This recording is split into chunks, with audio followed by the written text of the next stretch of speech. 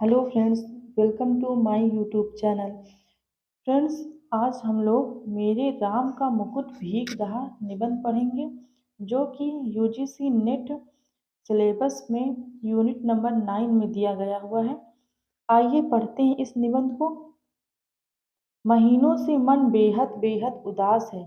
उदासी की कोई खास वजह नहीं, कुछ तबीयत ढीली, कुछ आसपास के तनाव और कुछ उनसे टूटने का डर। खुले आकाश के नीचे भी खुलकर सांस लेने की जगह की कमी। जिस काम में लगकर मुक्ति पाना चाहता हूँ, उस काम में हजार बाधाएं।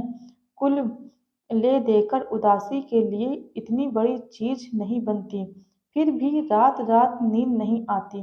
दिन ऐसे बीतते हैं जैसे भूतों के सपनों की एक रील पर दूसरी रील चढ़ा दी गई हो और भूतों की आकृतियां और डरावनी हो गई हो। इसलिए कभी कभी तो बड़ी से बड़ी परेशानी करने वाले बात हो जाती है और कुछ भी परेशानी नहीं होती। उल्टे ऐसा लगता है जो हुआ एक सहज क्रम में हुआ, ना होना ही कुछ अटपटा होता। और कभी कभी बहुत मामूली सी बात भी भयंकर चिंता का कारण बन जाती है। अभी 2-3 साल पहले मेरे एक साथी संगीत का कार्यक्रम सुनने के लिए 9 बजे रात गए। साथ में जाने के लिए मेरे एक चिरंजीव ने और मेरी एक मेहमान महानगरीय वातावरण में पली कन्या ने अनुमति मांगी। शहरों की आजकल की असुरक्षित स्थिति का ध्यान करके इन दोनों को जाने तो नहीं देना चाहता था, पर लड़कों का मन भी तो रखना होता है। कह दिया 1-1.5 घंटे सुनकर चले आना। रात के 12 बजे लोग नहीं लौटे। गृहिणी बहुत उद्विग्न हुई, झल्लाई। साथ में गए मित्र पर नाराज होने के लिए संकल्प बोलने लगी। इतने में जोर की बारिश आ गई। छत से बिस्तर समेटकर कमरे में आया। गृहिणी को समझाया, बारिश थमेगी, आ जाएंगे। संगीत में मन लग जाता है तो उठने की तबीयत नहीं होती। तुम सो, ऐसे बच्चे नहीं हैं। पत्नी किस तरह शांत होकर सो गई। पत्नी किसी तरह शांत होकर सो गई, पर मैं अकुला उठा। बारिश निकल गई, ये लोग नहीं आए। बरामदे में कुर्सी लगाकर राह जोहने लगा। दूर कोई भी आहट होती तो उद्रक होकर फाटक की ओर देखने लगता। रह रहकर बिजली चमक जाती थी और सड़क दिख जाती थी, पर सामने की सड़क पर कोई रिक्शा नहीं, कोई चिराई का पूत नहीं। एकाएक कई दिनों से मन में उमड़ती घुमड़ती पंक्तियां गूंज गई। मोरे राम के भीजे मुकटुआ, लक्ष्मण के पटुकुआ, मोरी सीता के भीजो सिनुरवा, ता राम पर लौटही।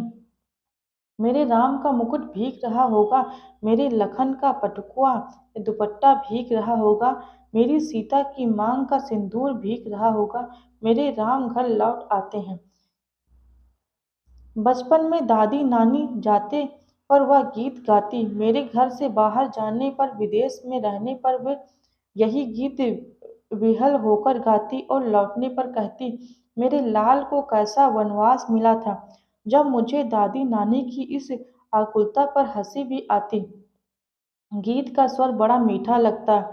हाँ, तब उसका दर्द नहीं छूता, पर इस प्रतीक्षा में एकाएक उसका दर्द उस ढलती रात में उभर आया और सोचने लगा, आने वाली पीढ़ी पिछली पीढ़ी की ममता की पीड़ा नहीं समझ पाती और पिछली पीढ़ी अपनी संतान के संभावित संकट की कल्पना मात्र से उद्विग्न हो जाती है।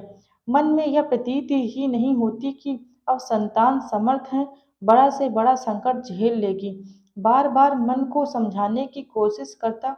लड़की दिल्ली विश्वविद्यालय के एक कॉलेज में पढ़ती है। लड़का संकट बोध की कविता लिखता है, पर लड़की का ख्याल आते ही दुश्चिंता होती। गली में जाने कैसे तत्व रहते हैं, लौटते समय कहीं कुछ हो न गया हो और अपने भीतर अनायास अपराधी होने का भाव जाग जाता।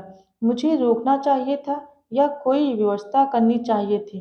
पराई लड़की और लड़की तो हर एक पराई होती है। धोबी की पुतली की तरह घाट पर खुले आकाश में कितने दिन फहराएगी। अंत में उसे गृहिणी बनने जाना ही है। घर आई वही कुछ हो न जाए। मन फिर घूम गया कौशल्या की ओर, लाखों करोड़ों कौशल्याओं की ओर, और लाखों करोड़ों कौशल्याओं को द्वारा मुखरित एक अनाम आरूप कौशल्या की ओर। इन सबके राम वन में निर्वासित हैं।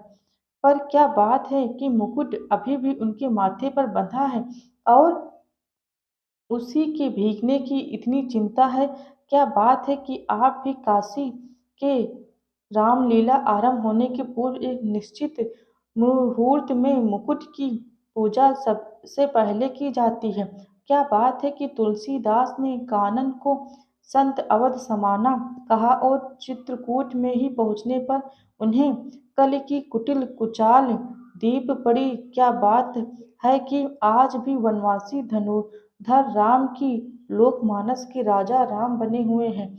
कहीं न कहीं इन सबके बीच एक संगति होनी चाहिए।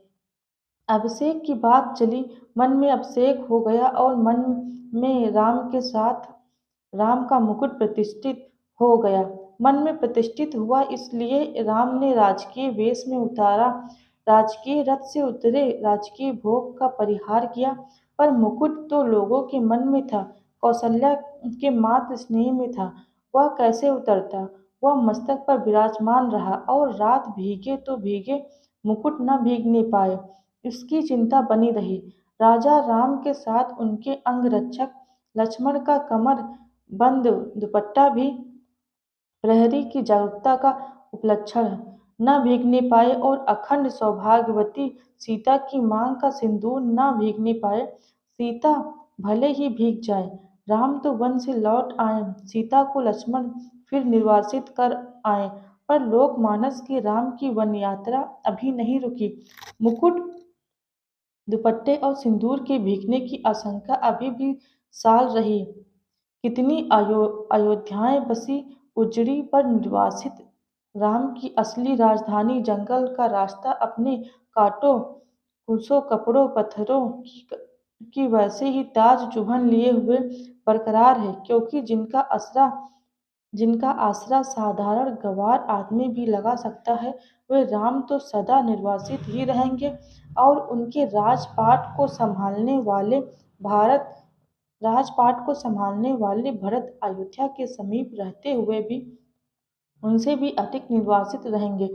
निर्वासित ही नहीं बल्कि एक काल कोठरी में बंद लीलावती की तरह दिन बिताएंगे। सोचते सोचते लगा इस देश की ही नहीं पूरे विश्व की एक कौशल्या है, जो हर बारिश में विसूर रही है। मोरे राम के भीजे मुकुटवा, मेरे राम का मुकुट भीग रहा होगा। मेरी संतान ऐश्वर्य की कारणी संतान वन में घूम रही है, उसका मुकुट, उसका ऐश्वर्य भीग रहा है। मेरे राम कब घर लौटेंगे? मेरे राम के सेवक का दुपट्टा भीग रहा है, पहरुए का कमरबंद भीग रहा है, उसका जागरण भीग रहा है। मेरे राम की साचारणी सीता का सिंदूर भीग रहा है, उसका अखंड सौभाग्य भीग रहा है। मैं कैसे धीरज धरूं? मनुष्य की इस सनातन नियत से एकदम आतंकित हो उठा। ऐश्वर्य और निर्वासन दोनों साथ साथ चलते हैं। जिसे ऐश्वर्य सौंपा जाने जाने को है, उसको निर्वासन पहले से बंधा है। जिन लोगों के बीच रहता हूँ, वे सभी मंगल नाना के नाती हैं। वे मृत मंगल में ही रहना चाहते हैं। मेरे जैसे आदमी को वे निराशावादी समझकर बिरादरी से बाहर ही रखते हैं। लगता रहता है कि कहीं उड़कर उन्हें भी दुख न लग जाए। पर मैं अशेष मंगला आकांक्षाओं के पीछे से झांकती हुई दुर्निवार शंकाकुल आंखों से झांकता हूँ, तो मंगल का सारा उत्साह फीका पड़ जाता है और न दिखकर बटोरी हुई रस्सी की शक्ल में कुंठली मार नागिन दिखती है। मंगल घट अवधाई हुई अद्भुती गगरी दिखता है। उत्सव की रोशनी का तामझाम, धुओं की गांठों का अंबार दिखता है और मंगलवाद डेरा उखाड़ने वाले अंतिम कारबरदार की उसास में बजकर एक बारगी बंद हो जाता है। लागत अवध भयावह भारी, मनहु कालरत अधियारी, घोर जंतु सम पुर नर नारी, डरपत एकह एक निहारी, कर मसान परिजन जन भूता, सुत हित मीत मनहु जमदूता, वागंद वागन विटप बेल कुम्हलाई, सरिस सरोवर देख न जाहि। कैसे मंगलमय प्रभात की कल्पना थी और कैसी अंधेरी काल रात आ गई। एक दूसरे को देखने से डर लगता है। घर मसान हो गया है। अपने ही लोग भूत प्रेत बन गए हैं। पेड़ सूख गए हैं, लताएं कुम्हला गई हैं, नदियों और सरोवरों को देखना भी दूरस्थ हो गया है। केवल इसलिए कि जिसका ऐश्वर्य से अभिषेक हो रहा था वह निर्वासित हो गया। उत्सव की ओर उन्मुख समष्टि का चैतन्य अपने ही घर से बाहर कर दिया गया। उत्सव की मनुष्य की ऊर्ध्वोन्मुख चेतना की यही कीमत सनातन काल से सदा की जाती रही है। इसीलिए जब कीमत अदा कर दी गई तो उत्कर्ष कम से कम सुरक्षित रहे, यह चिंता स्वाभाविक हो जाती है। राम भीगे तो भीगे, राम के उत्कर्ष की कल्पना न भीगे। वह हर बारिश में, हर दुर्दिन में सुरक्षित रहे। नर के रूप में लीला करने वाले नारायण निर्वासन की व्यवस्था झेलें, पर नर रूप में उसकी ईश्वरता का बोध दमकता रहे। पानी की बूंदों की झालर में उसकी दीप्ति छिपने न पाए। उस नारायण की सुख सेज बने अनंत के अवतार लक्ष्मण भले ही भीगते रहें, उनका दुपट्टा, उनका अहनिज जागर न भीगे। शेषी नारायण के ऐश्वर्य का गौरव अनंत शेष के जाकर संकल्प से ही सुरक्षित हो सकेगा और इन लोगों का और गौरव जगजननी अधाशक्ति के अखंड सौभाग्य सीमित सिंदूर से रक्षित हो सकेगा। उस भक्त का एक निष्ठ प्रेम पाकर राम का मुकुट है, क्योंकि राम का निर्वासन वस्तुतः सीता का दूसरा दोहरा निर्वासन है। राम तो लौटकर राजा होते हैं, पर रानी होते ही सीता राजा राम द्वारा वन में निर्वासित कर दी जाती है। राम के साथ लक्ष्मण है, सीता है। सीता वन पशुओं से घिरी हुई विजन में सोचती है, प्रसव की पीड़ा हो रही है और कौन इस वेला में सहारा देगा, कौन प्रसव के समय प्रकाश दिखलाएगा, कौन मुझे संभालेगा, कौन जन्म के गीत गाएगा। कोई गीत नहीं गाता। सीता जंगल की सूखी लकड़ी बीनती है, जलाकर अंगजोर करती है और जुड़वा बच्चों का मुंह निहारती है। दूध की तरह अपमान की ज्वाला में चित्त कूद पड़ने के लिए उफरना है और बच्चों की प्यारी और मासूम सूरत देखते ही उस पर पानी की छींटे पड़ जाते हैं। उफान लग जाता है, पर इस निर्वासन से भी सीता का सौभाग्य अखंडित है। वह राम के मुकुट को तब भी प्रमाणित करता है। मुकुटधारी राम को निर्वासन से भी बड़ी व्यथा देखता है और एक बार और अयोध्या जंगल बन जाती है। स्नेह की रसधार देग रेत बन जाती है। सब कुछ उलट पलट जाता है। भावभूत के शब्दों में पहचान की बस एक निशानी बच रहती है। दूर ऊंचे खड़े तटस्थ पहाड़, राज मुकुट में जड़े हीरो की चमक के सैकड़ों शिखर, एकदम कठोर, तीखे और निर्मम। पुरा रात्रि श्रोता पुलिन मधुना तत्सरितम विप्रयासम यातो धन विरल भावा क्षितिरुहामु बहो कलाद दृष्टम हव परम्यु मने वनमिद निवेशा शैलानम तदितमित बुद्धि दृढ़यति। राम का मुकुट इतना भारी हो उठता है कि राम उस बोझ से कहार उठते हैं और इस वेदना के चित्कार से सीता के माथे का सिंदूर और दमक उड़ता है। सीता का वर्चस्व और प्रखर उठता है। कुर्सी पर पड़े पड़े यह सब सोचते सोचते 4 बजने को आए। इतने में दरवाजे पर हल्की सी दस्तक पड़ी। चिरंजीवी निचली मंजिल से ऊपर नहीं चढ़े।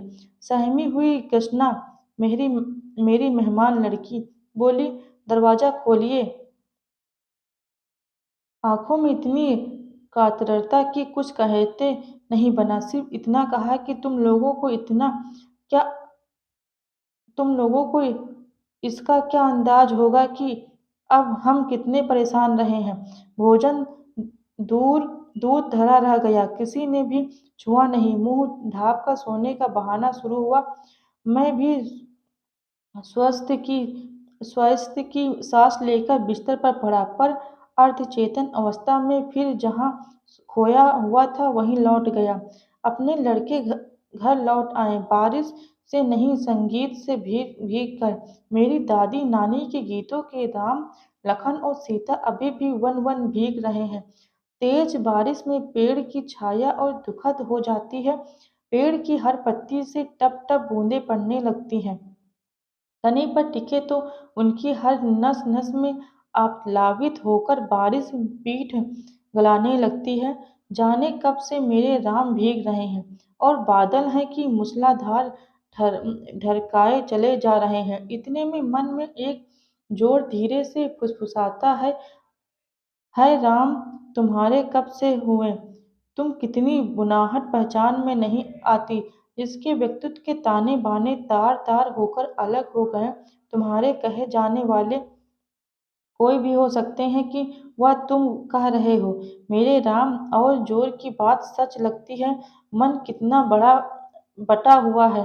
मन चाही अनजानी अनचाही दोनों तरह की हजार चीजों में दूसरे कुछ पतियाएं भी अपने ही भीतर प्रतीत नहीं होती कि मैं किसी का हूँ या कोई मेरा है। या दूसरी ओर यह भी सोचता हूँ कि क्या बार बार विचित्र से अनमनेपन में अकारण चिंता किसी के लिए होती है?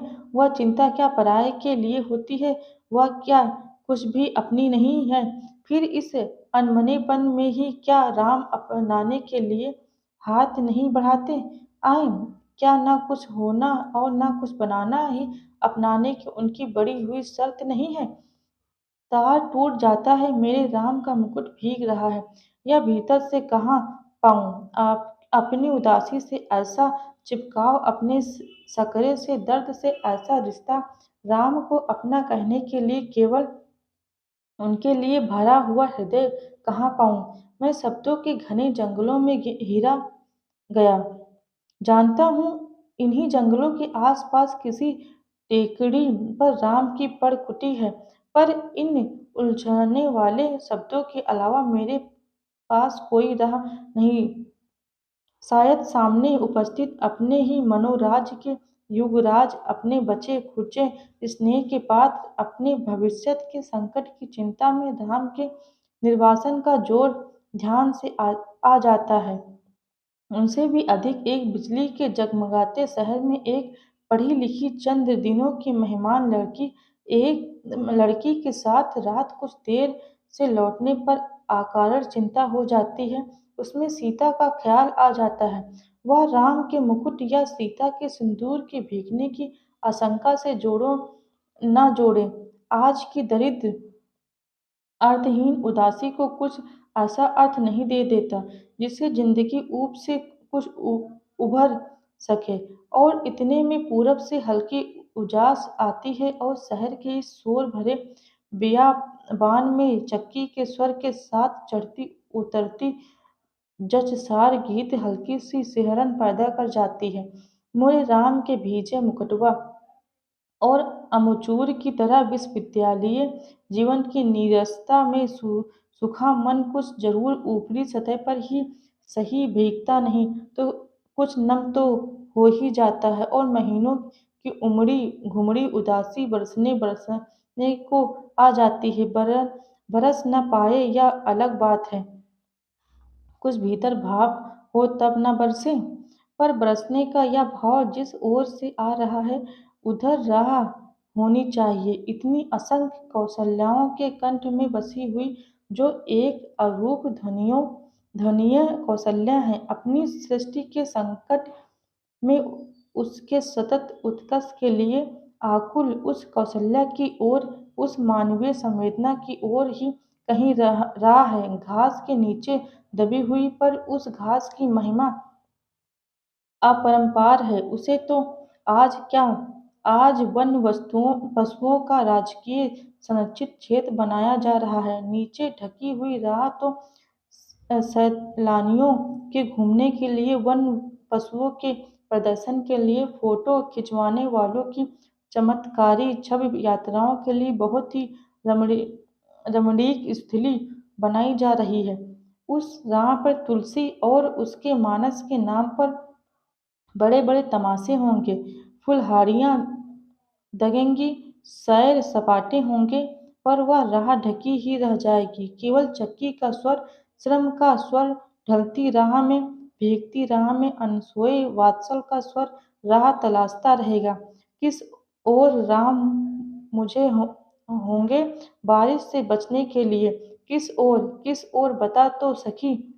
इस प्रकार यह निबंध यहीं समाप्त होता है। फ्रेंड्स, अगर आप मेरा सपोर्ट करना चाहते हैं तो प्लीज़ मेरे चैनल को सब्सक्राइब कर दीजिए। Thank you.